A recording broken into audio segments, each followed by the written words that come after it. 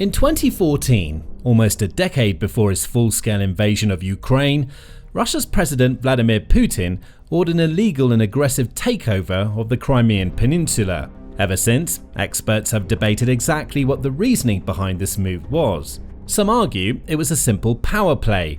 Others suggest it was the start of Putin's push to reclaim territories he felt belonged to him, or a simple distraction, a way to get the Russian people back on side and shift their focus away from corruption, economic problems, and other issues. Now, the truth of why Russia occupied Crimea may have finally been revealed, courtesy of Ukraine's President Volodymyr Zelenskyy, who believes he's figured out exactly what Putin's been planning all along. The annexation of the Crimean peninsula took place in early 2014, shortly after the Ukrainian Revolution of Dignity, which involved intense clashes between protesters and state forces in the country's capital of Kyiv, culminating in the president at the time, Viktor Yanukovych, being ousted from his position.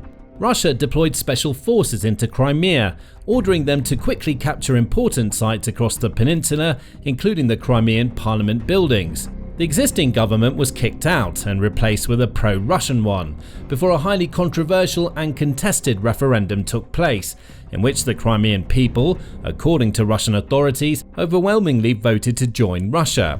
Many countries around the world have classed that referendum as invalid and in breach of Ukraine's constitution and sovereignty. But none of that appears to matter to Russia, as it has since gone on to militarize the peninsula and exert total control over the area. At the time of the annexation, Putin gave a lengthy speech in which he outlined the reasons behind his decision.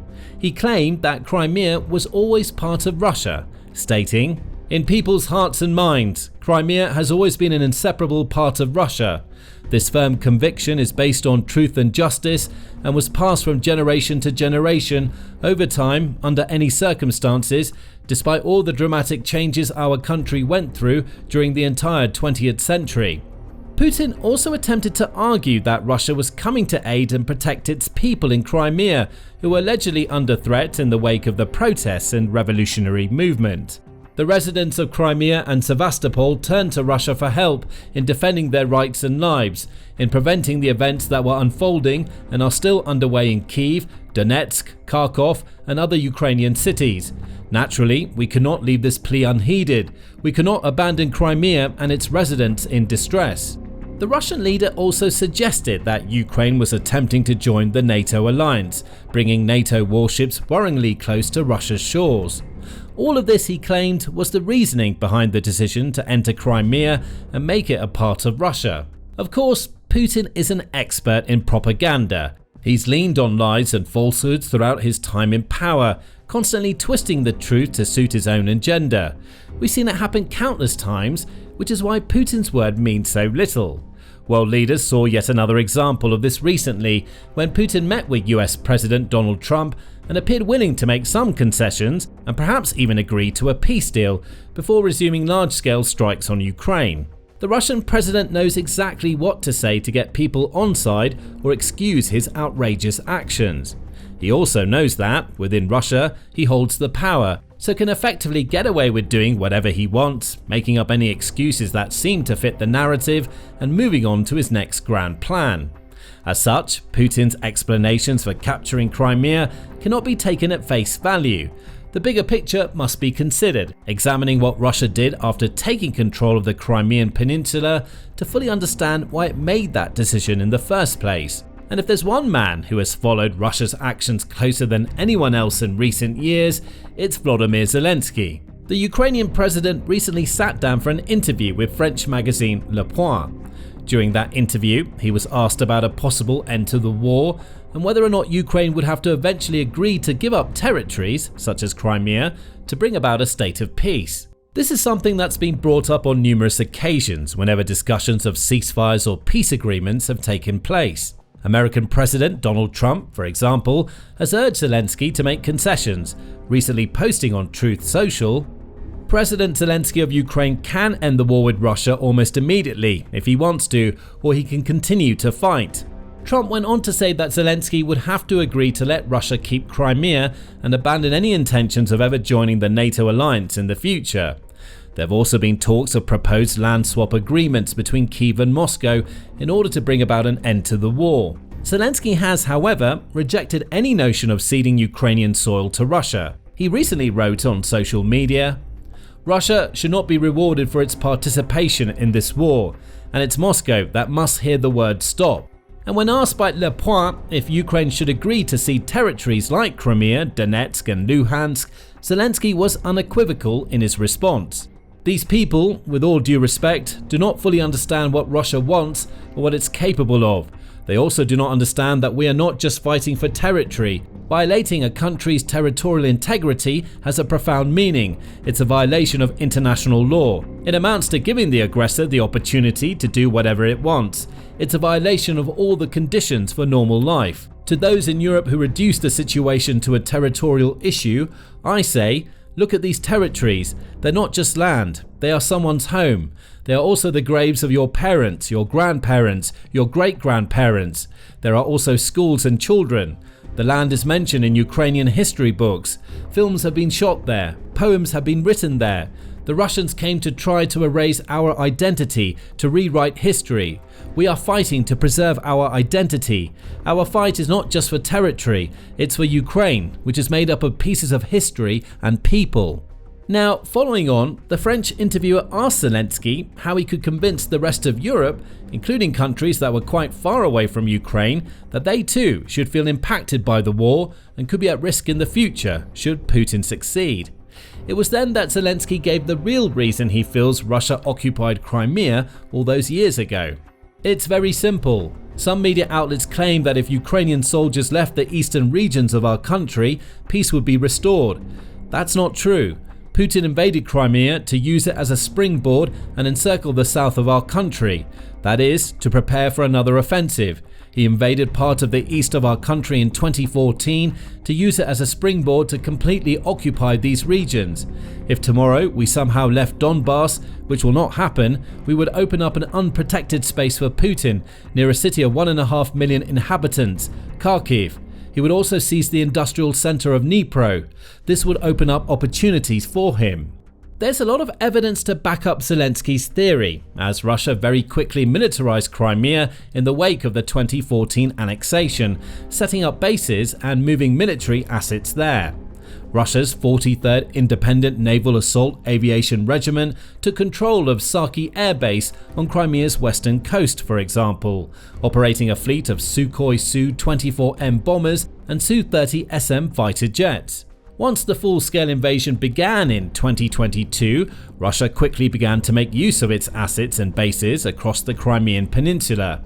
As the war has continued, the area has proven to be an invaluable strategic and logistic hub for carrying out military operations against Ukraine, helping Russia deal huge amounts of damage, kill soldiers and civilians alike, and strengthen its position along the front lines. Airfields like Saki and Belbek, for example, have been used as launch pads for Russian aircraft to drop bombs and fire missiles at Ukrainian cities, towns and frontline positions.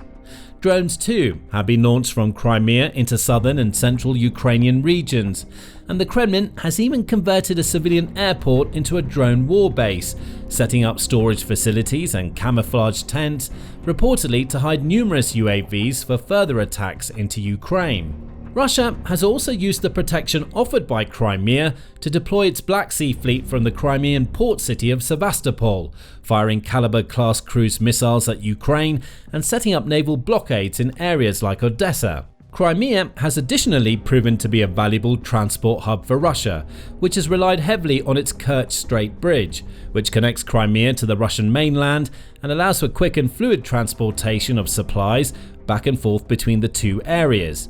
The Kremlin's forces have also deployed some of the most modern, expensive and important pieces of military equipment to the Crimean peninsula, like the S-500 air defense systems and powerful radar technologies. This shows just how valuable the area is in the eyes of Russian commanders, and there's no doubt that if Russia didn't hold control of Crimea, it would have had a much tougher time in this war. It would have struggled to assert dominance over the waters of the Black Sea and the Sea of Azov, for example, which in turn would have made it much more difficult to carry out its countless missile strikes on cities across Ukraine, especially in the southern areas like Zaporizhia.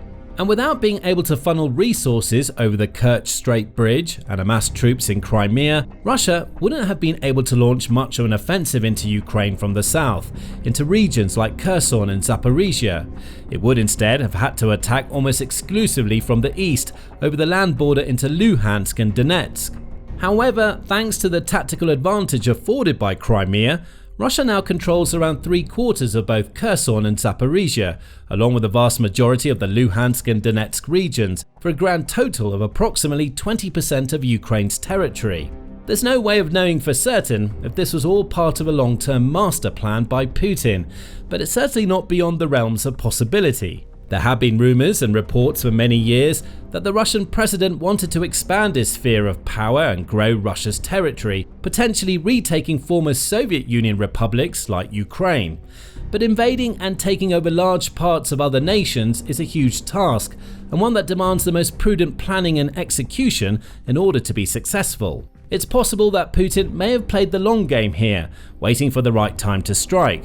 He took advantage of the social and civil unrest in Ukraine in 2014 to seize Crimea and fuel separatism in Donbass, providing a position of power for further strikes into the country later on. He then bided his time once more, putting his plans into place and building his forces slowly but surely across the Crimean peninsula for the full-scale invasion of 2022. This all ties in with certain statements from various key figures and officials, both within and outside of Russia.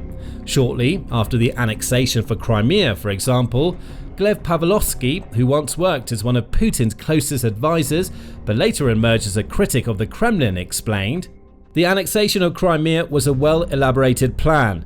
It's impossible to send main intelligence directorate special forces to a foreign territory without a plan.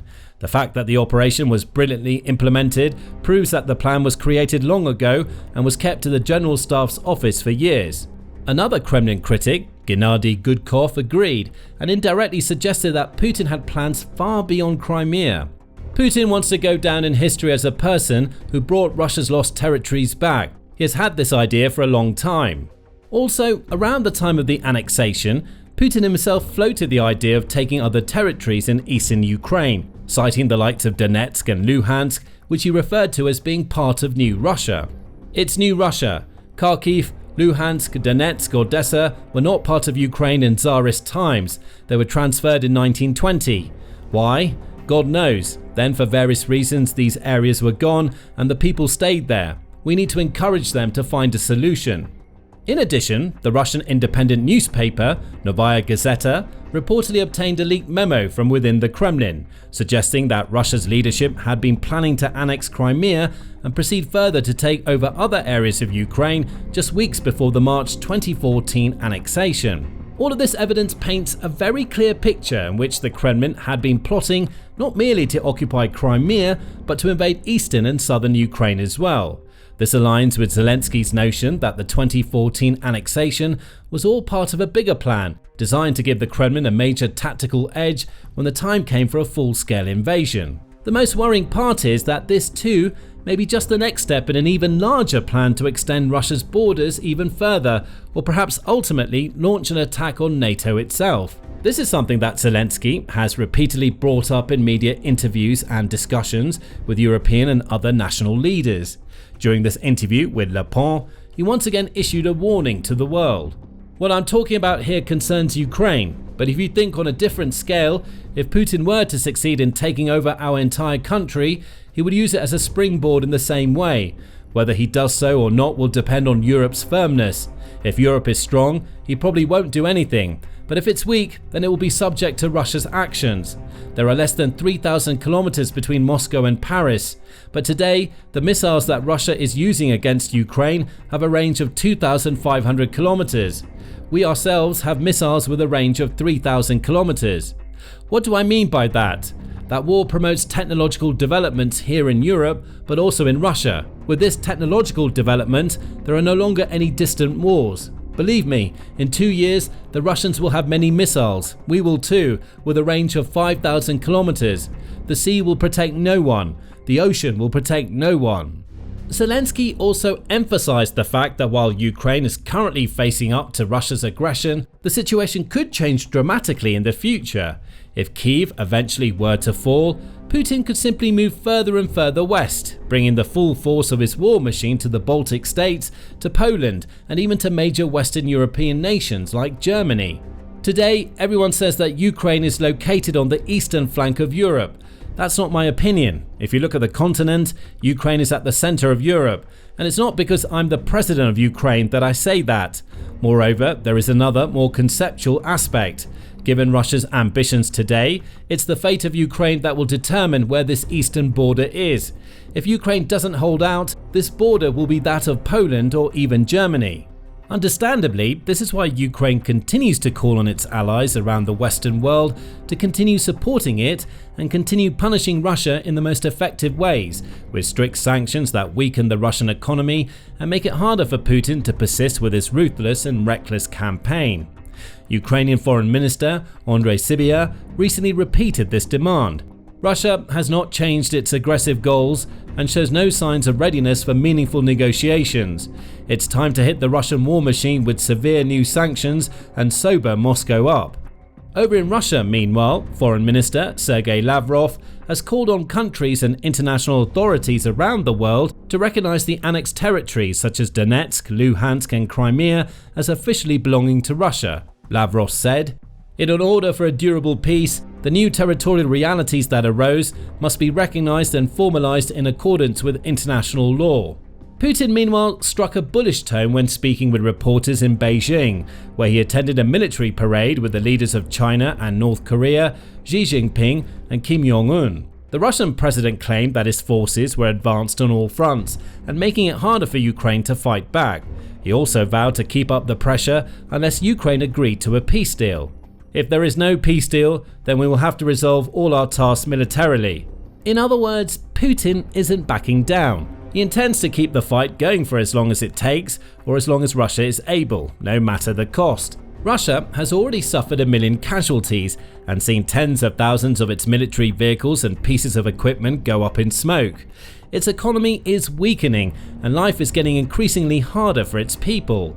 The longer the conflict continues, the worse it will become for all involved, but none of that appears sufficient to convince Putin to bring an end.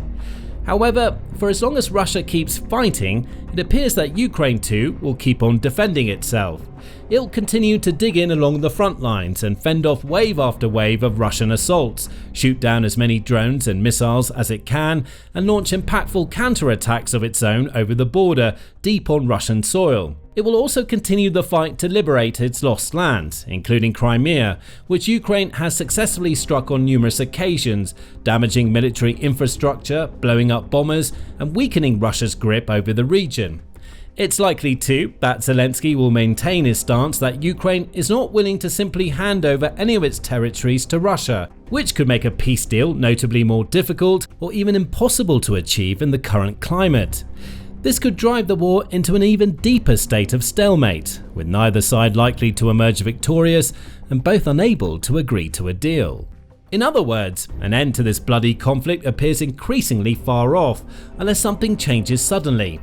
That's why some Ukrainians have called on European leaders to intensify their sanctions and force Russia to submit, which you can learn more about in our recent video. Alternatively, for an inside look at the chaos unfolding behind the scenes at the Kremlin, watch our detailed breakdown of the ongoing purge and emerging conflict between Russia's military and intelligence services. And finally, make sure to subscribe to our trusted channel too, so you can be among the first to find out about the latest biggest news and major developments from the Russia-Ukraine war.